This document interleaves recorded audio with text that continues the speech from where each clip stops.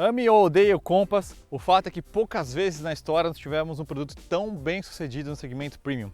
Ele chegou a ter 70% do segmento dos SUVs médios, um quase monopólio numa fatia muito estratégica para as marcas, porque combina alto volume de vendas com alta margem de lucro. Agora sim, time que está ganhando não se mexe, que tal então utilizar a receita vencedora para invadir uma outra praia? Esse é o Jeep Commander. Literalmente o Jeep Compass redimensionado para uma proposta de um veículo de 7 lugares.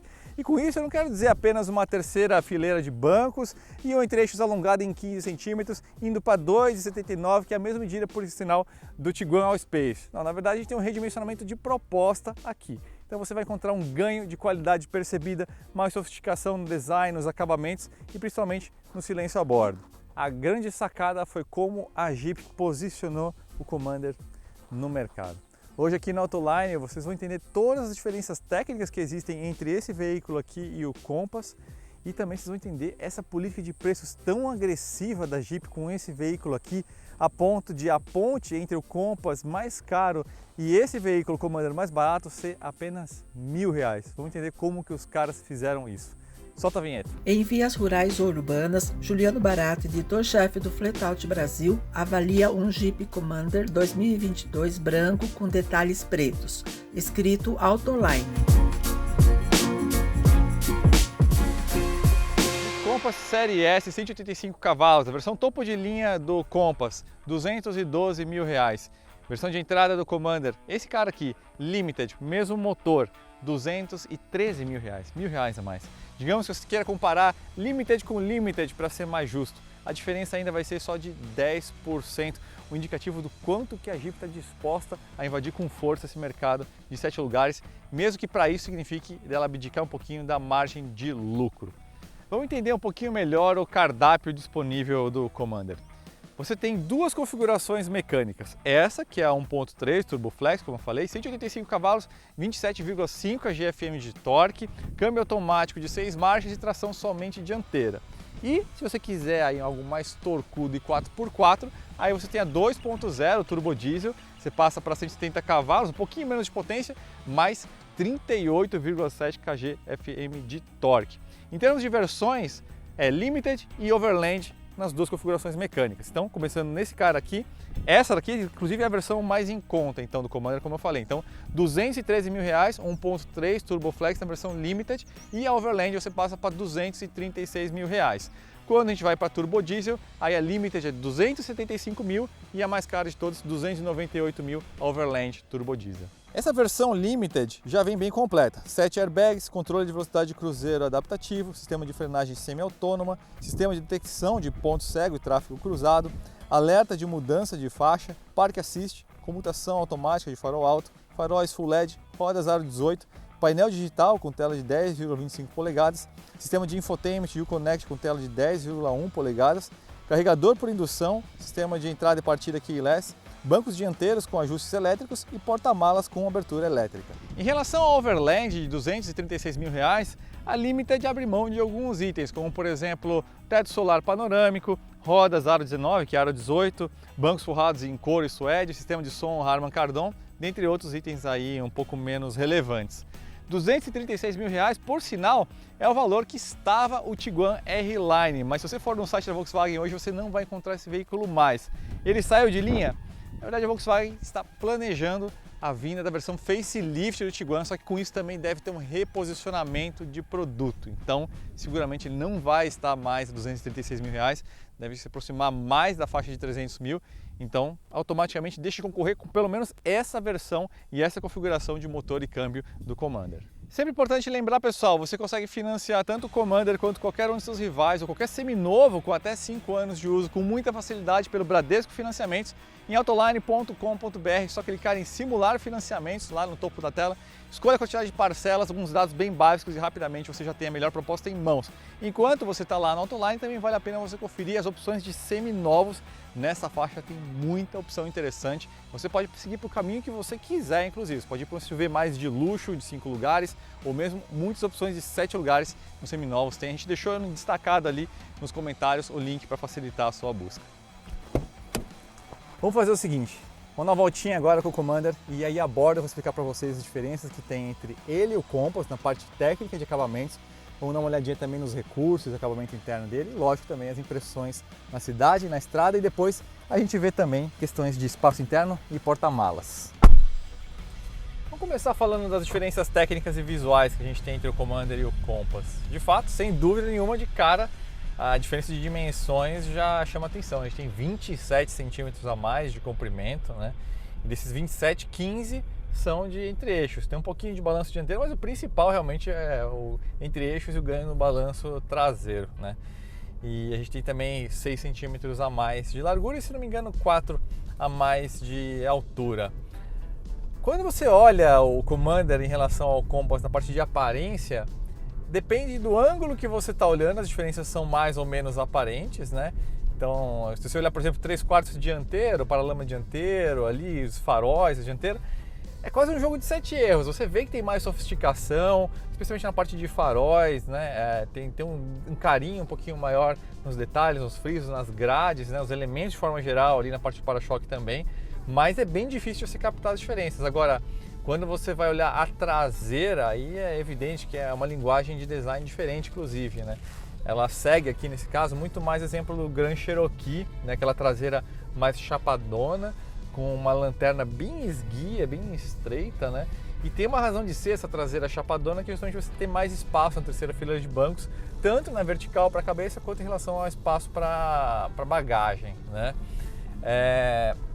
A linguagem também das colunas e do teto são bem diferentes. Então, por exemplo, a coluna... Aqui a gente tem meio que um conceito de teto flutuante, né? Então é tudo escuro, tem aquele friso flutuante que passa por cima das janelas e liga ali na coluna C, dá uma solução bem elegante. As janelas vão escurecendo, inclusive, conforme você vai indo para a janela traseira, que ajuda também na privacidade, mas também no controle térmico da cabine. Mas, de fato, 3/4 traseira onde você vai ver a maior diferença. Porta traseira é muito maior também, evidentemente, né? Tem 15 centímetros a mais de entre-eixos, mas existem algumas diferenças técnicas que são importantes aí da gente pontuar também, né? Então, não é só que ele ficou maior, tecnicamente tem algumas diferenças que são bem importantes da gente valorizar aqui.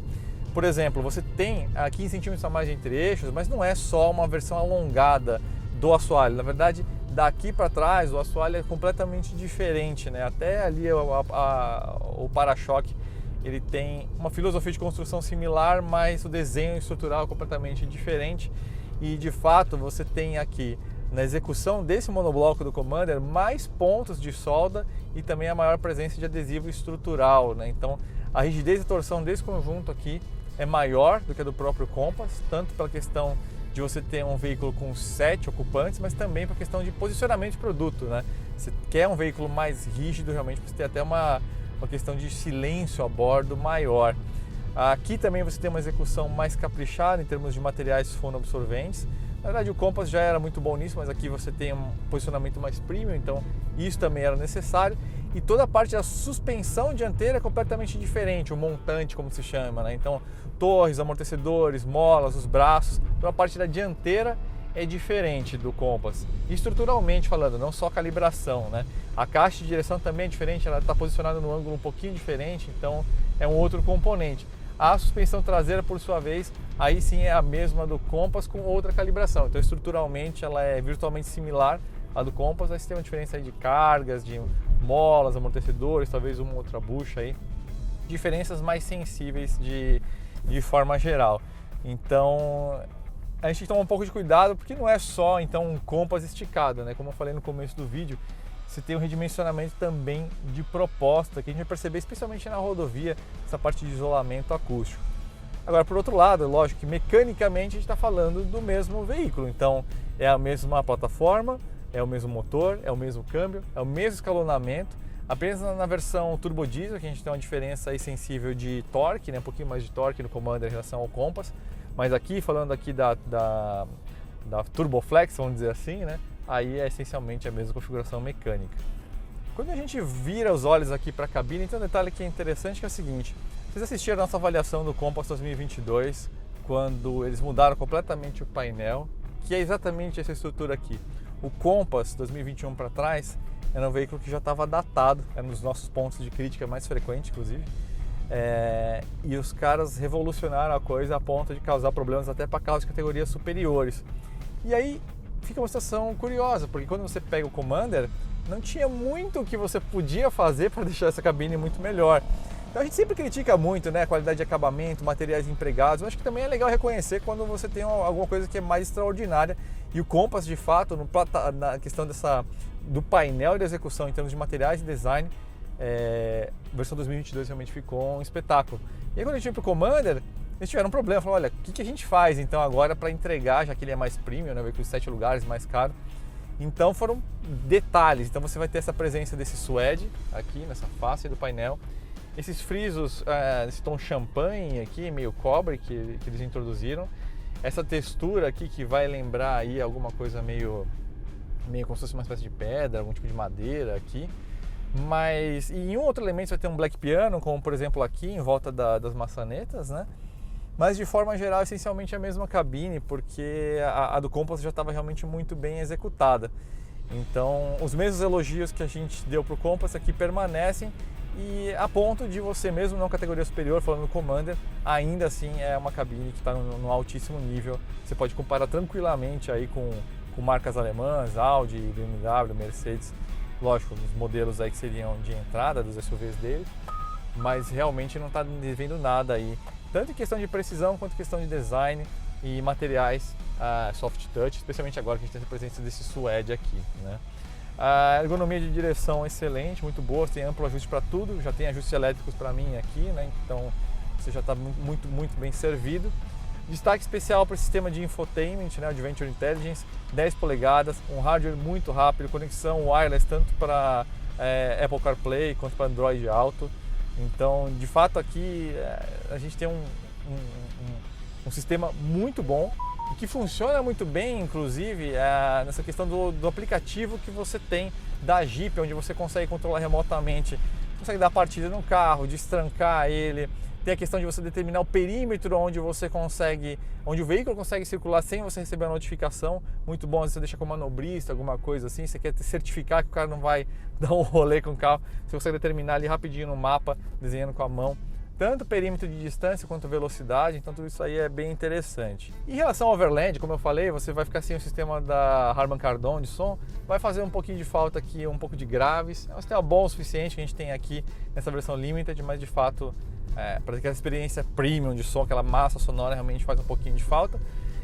Teto solar panorâmico é aquela outra questão, né? Uma vez que você está num veículo que tem todo o ganho de iluminação que você tem de ambiente e tudo mais, quando você fica no veículo sem, talvez você sinta um pouco de falta, talvez não. Tem uma diferença aí de valores, né? De 213 para 236 mil, aí é uma escolha que vai ficar mais nas suas mãos. Tá bom, vamos falar então como é que é a sensação de guiar o Commander. Começando com impressões urbanas, depois a gente pega a parte de rodovia e Estrada dos Romeiros, né? Primeira coisa que chama a atenção, silêncio a bordo, enorme. O Compass já estava bem resolvido, a questão de isolamento, né? Foro absorvente, mas aqui eles fizeram um passo a mais, então de fato o isolamento é sublime, muito bom mesmo.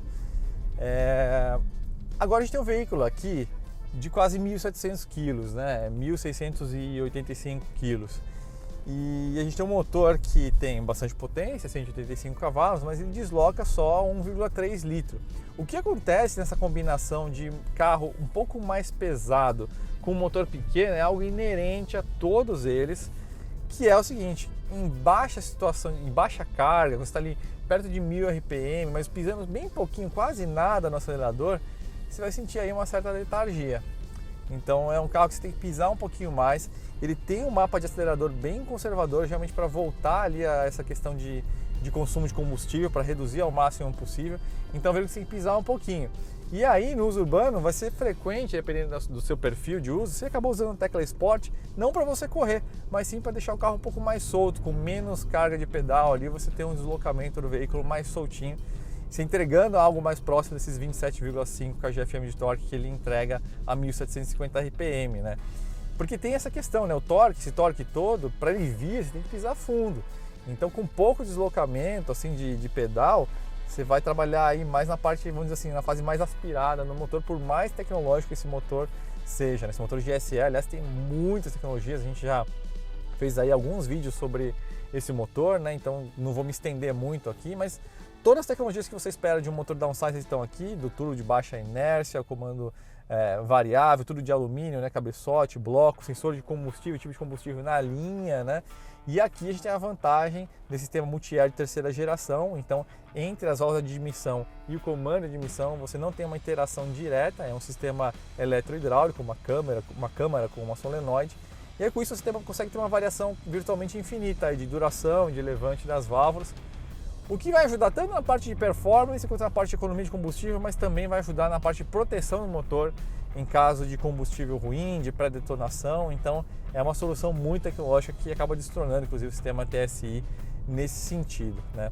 Mas esse motor ainda não consegue fazer milagre, ele desloca 1,3 litros, então andando devagarinho na casquinha, recomendo que você aperte a tecla Sport, que vai deixar aí a sua resposta um pouquinho mais esperto. Em termos de consumo de combustível, a gente tem aqui o consumo declarado de 7,6 km por litro com etanol no regime misto, né, de cidade e estrada, e 10,8 com gasolina. Virtualmente é um empate com o Compass, né? Então a diferença aí de 0,1 km por litro a favor do Compass nos dois regimes, né? Já adianto para vocês que, assim, especialmente no urbano, é mais difícil você chegar nessa média aí, tá? Se você pega o trânsito pesado, justamente por essa questão que eu falei, do motor trabalhar numa fase que ele não está assim na melhor fase, você vai conseguir aí 5, 6 km por litro aí na cidade, né? Então vai ser um pouquinho difícil você chegar aí, você vai acabar trabalhando com ele um pouquinho mais, um consumo um pouquinho maior, especialmente na parte urbana, né? Aqui nessa avenida a gente não vai perceber muito trabalho de suspensão, mas a gente já pegou aí piso castigado aí em todo o caminho que a gente veio para cá. E desculpe até insistir nessa comparação com o Compass, mas esse aqui é um produto novo, derivado dele, né? Então acho que a melhor jeito de você entender o que é esse produto aqui é realmente comparar com o Compass, né?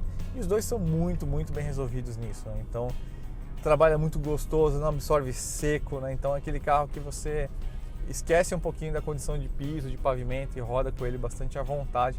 Essas características aqui estão preservadas e melhoradas porque tem um isolamento acústico maior, então essa interferência de trabalho de pneu em piso ruim, reverberação disso para a carroceria é muito menor, ou um piso realmente muito pior, onde a carroceria vai ter algum trabalho, vai ter algum barulhinho, aqui você vai ter menos porque ela tem uma rigidez da torção maior.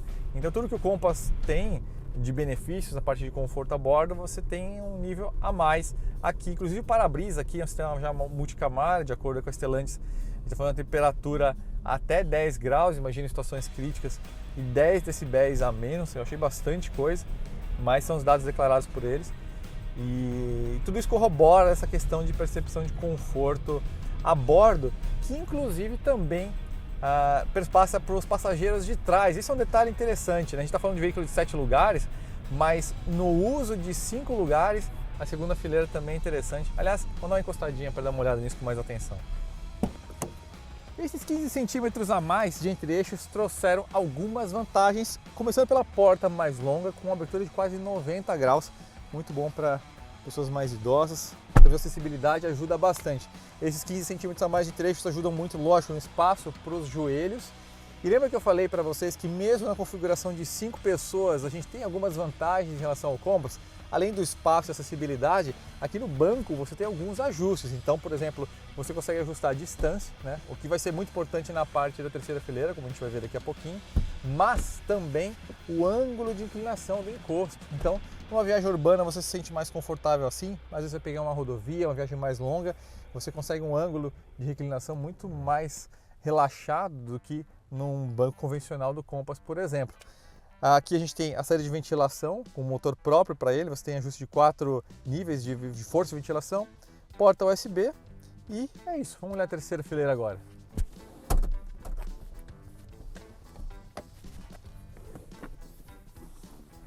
Acesso à terceira fileira nunca é dos mais fáceis, mas a porta aqui ajudou bastante, né? Bom, gente, tem 1,82 m, terceira fileira não é exatamente para caras que nem eu, mas até que funciona aqui nesse caso, porque a gente tem um ajuste de distância aí de banco, né, como a gente mostrou, mas se eu não fizer esse ajuste, eu tenho que afastar um pouquinho os meus joelhos, mas eu consigo ficar aqui tranquilamente. Lembrando que os joelhos ficam num nível mais alto aqui em relação ao assento, justamente porque o assoalho aqui na terceira fileira é mais alto, então você fica com os joelhos meio apontados para cima, né? Mas tá ok aqui, tá bem aceitável a qualidade de vida aqui. Confesso que esperava um espaço até menor, como por exemplo a gente teve aí na avaliação do Tiguan. Agora vamos dar uma olhadinha no porta-malas. O porta-malas tem abertura elétrica. Na configuração de 7 lugares, você vai ter 17 litros a mais do que o Tiguan, 233 litros, né? 7 lugares é sempre pouquinho, né?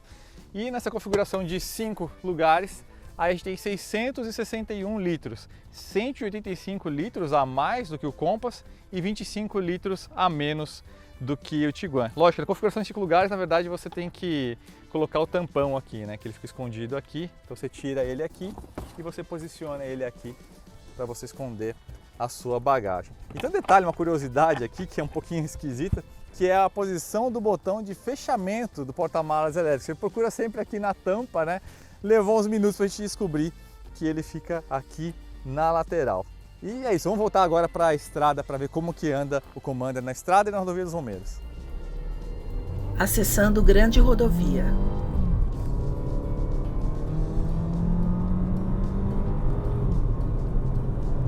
E esse é o 0 a 100, declarados 9,5 segundos, um décimo só mais lento do que o Compass, né? 96 kg de diferença, né? Então o impacto no consumo foi mínimo e no desempenho aqui também foi irrisório, né? A gente tem uma diferença equivalente a pouco mais de um adulto. E aqui na rodovia a gente vai olhar algumas coisas, né? A primeira que chama atenção é que ainda permanece essa sensação de um excelente isolamento acústico. A Castelo e essas rodovias todas em região aqui de Tuta, e todas têm um asfalto muito poroso, então você tem uma tendência de reverberação vinda dos pneus muito grande. Esse ruído existe aqui dentro, mas até baseando com parâmetros, outros veículos premium que a gente avalia, a gente sabe que porque a gente tem aqui de ruído realmente está muito, muito baixo mesmo. Agora a gente pegou um asfalto um pouquinho melhor e fica bem claro aí o quão bem isolado acusticamente a gente está. E inclusive na parte de aerodinâmica, né, que era algo que eu estava querendo ver aqui, se a gente ia ter um ruído de vento maior. Bem satisfatório aqui essa questão. Então vou puxar aqui, aumentar para uns 120 km por hora. A gente vai estar a uns 2.200 RPM aqui, então o motor uma rotação baixa, né?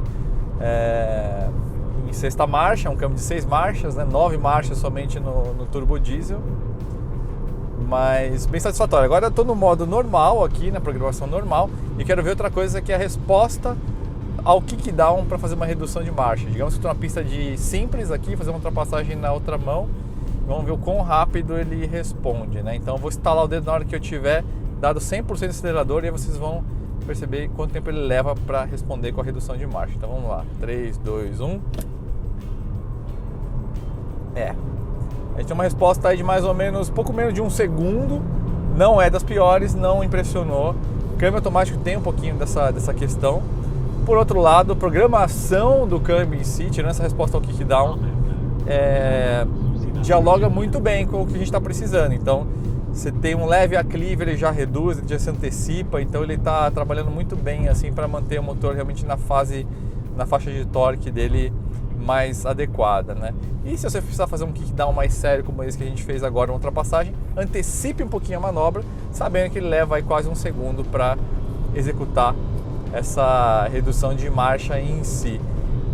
Agora na Estrada dos Romeiros que a gente vai pegar, a gente vai ver um pouquinho mais parte de comportamento dinâmico, né? Não como esportivo, mas mais para entender como que a suspensão realmente desse carro está trabalhando, parte de freios e afins. Tem.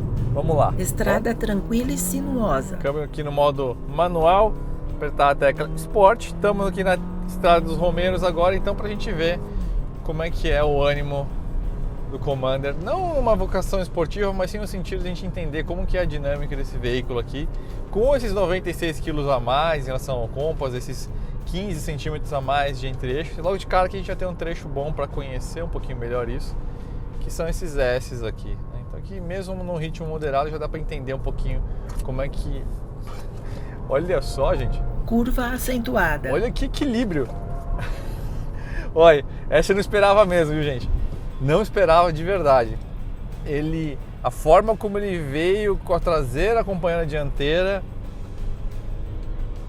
não esperava mesmo. Muito, mas muito mais neutro do que eu imaginava. Eu imaginava que iria arrastar um pouco à frente, né? É o que você espera de um veículo dessa categoria, desse porte, desse tamanho, com esse ganho de entre-eixos. Muito bom. E um detalhe, controle de carroceria, de rolagem também muito bom, considerando o nível de conforto que a gente estava falando, né? Um carro que absorve muito bem os impactos em piso ruim. E aqui no trecho desses em S ele conseguiu controlar muito bem a movimentação de carroceria. Então, olha, realmente muito interessante. Também gostei dos freios. A gente tem um redimensionamento dos freios aqui, né? A gente tem 15 milímetros a mais de disco em relação ao Compass, que tem 320 milímetros de disco. E atrás os discos também são maiores. Eu não lembro exatamente a medida agora, mas eles cresceram 27 milímetros em relação ao do Compass. Justamente tem uma distribuição de massa até um pouco mais traseira, né?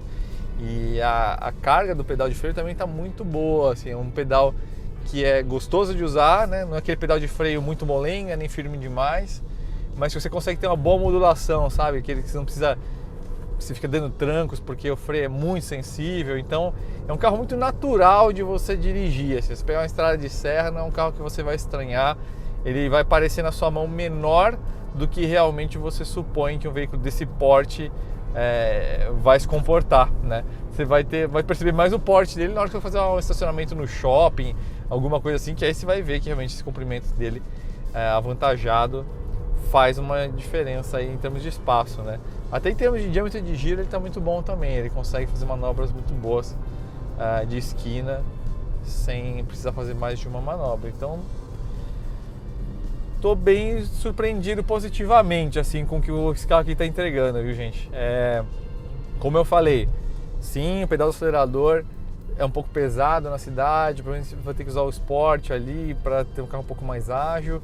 O consumo dele não surpreende, é verdade. Tem essa questão, né, de usando só a casquinha do pedal, veículo desse peso, motor pequeno, tem ali um penaltyzinho, né? Mas considerando tudo que ele está entregando, qualidade percebida, em espaço, essa segunda fileira de bancos que ficou muito melhor que a do Compass, que já era bacana. E a precificação, né? Acho que essa que é a grande questão. Nenhum carro no Brasil hoje é barato, isso é um fato. Mas vamos lá, a gente está falando de um carro que é R$1.000 mais caro que o Compass mais caro, 10% mais caro que a versão equivalente, né? Que seria a Limited. E é um veículo que está atacando muitas frentes ao mesmo tempo, porque as topo de linha, turbo diesel, que a gente não avaliou aqui hoje, vai querer brigar ali com as versões de entrada de Discovery Sport, GLB, alguns desses SUVs de chassi, né, da Mitsubishi, da Toyota. A versão intermediária, as intermediárias, ou a topo de linha dessa configuração Turbo Flex, vai brigar com o que seria supostamente o Tiguan, né? Que tem muito mais potência, mas tem umas limitações, alguma questão de recursos, é um veículo um pouco mais antigo e que vai ter um reposicionamento de preço seguramente aí nessa versão facelift que vai sair agora, né? Então já nem concorre mais, vai subir o preço, né? E esses daqui, especialmente essa Limited, que é a versão que mais compensa, sem dúvida nenhuma, né? A versão de entrada da Turboflex, com um pouquinho mais de um Compass completo você já consegue pegar. Então ele entra ali como meio que um Coringa de 7 lugares, mais ou menos como o Tigo estava fazendo, o Tigo 8, né? Ali na faixa dos 190 mil, né? Com algumas limitações de qualidade percebida, né? O veículo chinês ele entrega umas coisas a mais e outras a menos. E aí aqui o Commander entra nessa jogada então como uma espécie de Coringa, né? Então tem para todos os gostos. E aí foi a grande inteligência da Stellantis em como posicionar esse catálogo de versões e preços do Commander para espalhar esse cara realmente numa faixa muito larga de mercado. Então é difícil da gente dizer, lógico, se vai ter ou não o mesmo sucesso do Compass, difícil, né? Até a questão de preço, que é um veículo mais caro, mas eu acho que dentro desse segmento de 7 lugares vai fazer um estrago ali. Então fiquem de olho, façam um test drive, digam aí se vocês concordam ou discordam com as impressões que eu tive a bordo, mas as impressões que eu tive realmente foram todas muito positivas, salvo um outro pênalti que vocês viram aí ao longo da avaliação. Então é isso, pessoal, espero que vocês tenham gostado da avaliação. Não esqueçam de assinar o canal da Autoline, a gente está quase chegando aí em 100 mil inscritos, ajude a gente a conquistar essa marca tão importante pra gente. E sigam a gente também nas redes sociais, no Instagram e no Facebook, Autoline. Certo, pessoal? Então é isso. Obrigado, um abraço e até a próxima. Câmera mostra detalhes internos e externos do veículo.